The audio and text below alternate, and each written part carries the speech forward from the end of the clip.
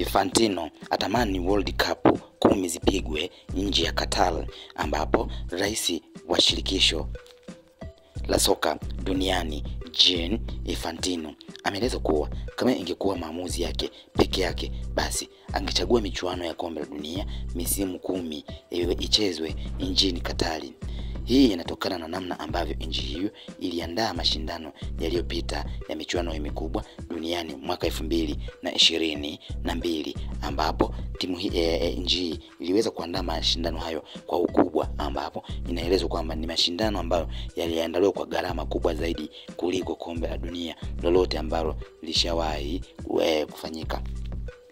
Lakini rais huyu ameonyesha kitu cha pekee zaidi kwa kudai kwamba kama yeye angekuwa maamuzi yake, basi mechi 10 za kombe la dunia, yani kombe la dunia lingefanyika mara 10 mfululizo finali kwenye nje ya Qatar. Kwa mjibu wa Infantino, namnukuu, anadai kwamba yangekuwa maamuzi yangu, ningechagua Qatar kuwa mwenyeji wa finali 10 mtawaliwa za kombe la dunia, kwa sababu tulishuhudia maandalizi bora zaidi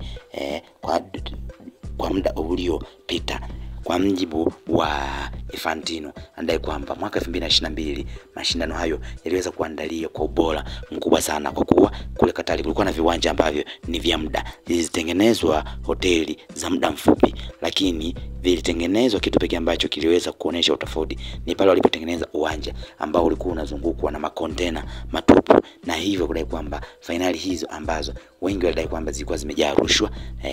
na ubaguzi, lakini na upendeleo, wanadai kwamba ni finali ambazo ni gari zaidi ambazo ziliweza kufanyika. Hivyo kwa mjibu wa Gianni Infantino, anadai kwamba yeye angekuwa anaamua yeye, basi angezipeleka hizo finali mara 10.